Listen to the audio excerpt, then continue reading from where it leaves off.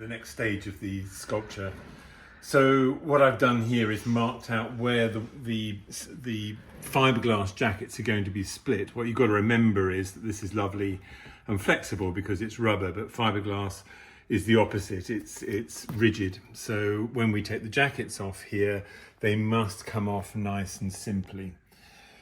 So the way to do it is you mark them on what I call an horizon line. So the center of this series of jackets will be here between her legs like that, and it'll be a little island like that. And then from that island, I can see all of this part of the sculpture.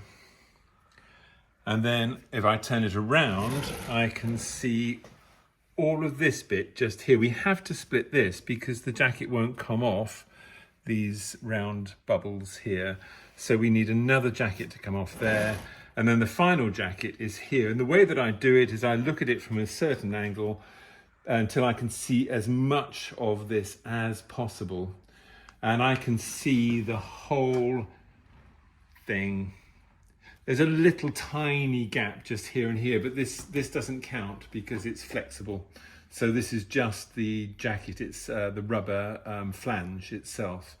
So all of these will come off nice and easily. So we've got 1, 2, 3, 4 jackets on this side. And on this side, we have 1. So I can stand back here and I can see everything without my finger disappearing behind any bits of the rubber here. So that's all done. And what I've done first is I've taken away this rubber that goes over the catchment pool. So if I just show you how that's done, I cut into it there, cut into it there, and pull this and cut this as neatly as possible away. So I'm aiming the knife into the clay of the catchment pool like that, so it just peels away nice and neatly. We don't want the catchment pool in there anymore because if we put the fiberglass over the top, it'll create a very strange and awkward base to the mold, and we want everything to be as neat and efficient as we possibly can so that we get good casts every time, nice and easily. So it's all about making the tooling, the mold, as ergonomic as we possibly can. So that gives me a nice base. What we're going to do now is we're going to make up some clay wall here, and we're going to do this island first because every part of these molds comes away from this island. So that's what we're going to do first. And I'm just going to show you how to do it. Here is her bubble gum and her bunches as a little mold. So what we do is we use some APW wax, which I buy from Knot Cuts. And this stuff's brilliant. It just is the perfect release agent for fiberglass.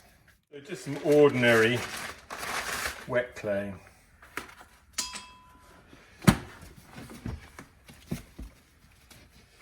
I'm wearing gloves today because I'm going to be doing fiberglass work, and I've been cutting out fiberglass matting, which tends to make your hands itchy if you're not careful.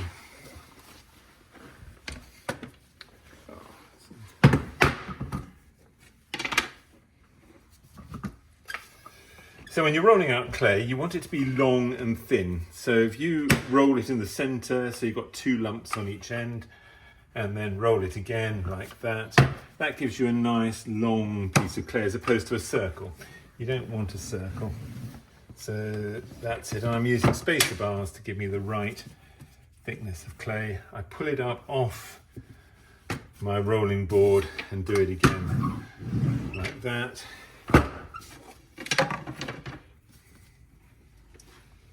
That's nice. And then we want to cut it in straight lines. We want the wall to be about 1.5 inches, I suppose. in height.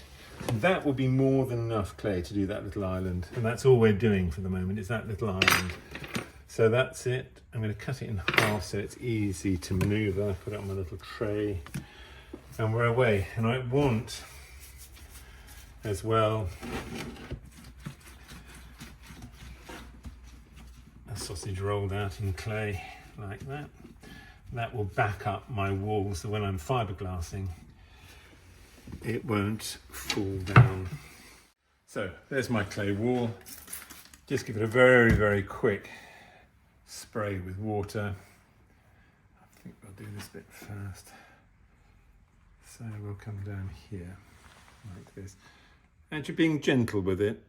You want it to be nice and neat as you're doing it. So the technique is you support it with your thumb and press downwards with your middle finger on the other side like that.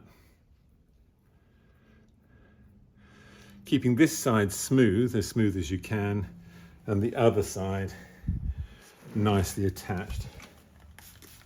The water is quite important, but don't soak it. It just wants to be nice.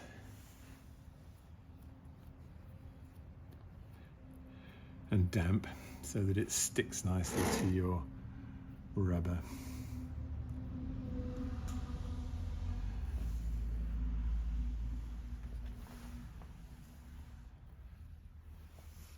So again, same technique, pushing down behind, keeping the inside of the mould as clean as possible.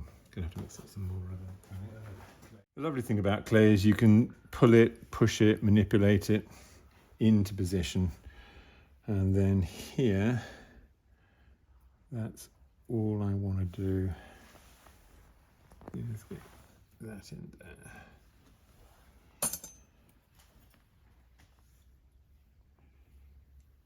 That'll give me a nice jacket there.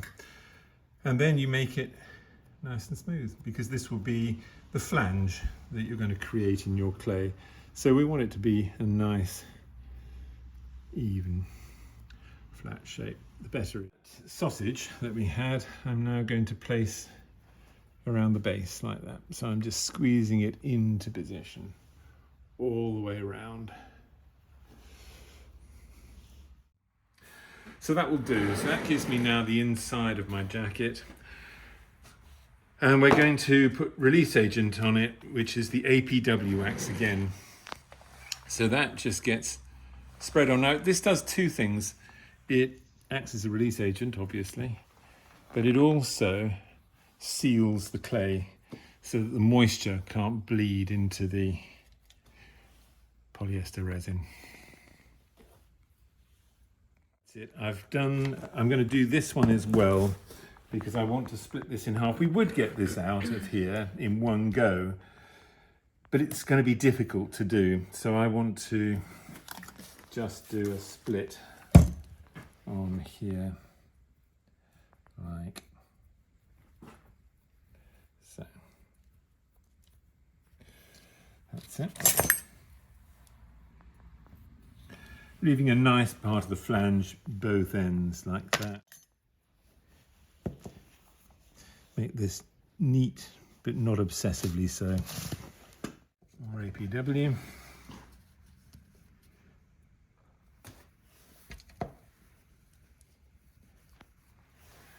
I've already put it around the base here so it won't stick to the MDF base that I've made the original mould on.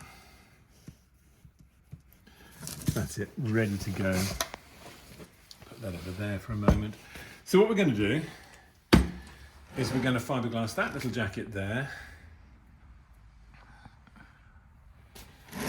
And this whole jacket here. Now the reason I want to get this jacket done as quickly as possible is that once this is in place, I can then lie the sculpture on its back on the tabletop, and with no worry about any distortion or movement.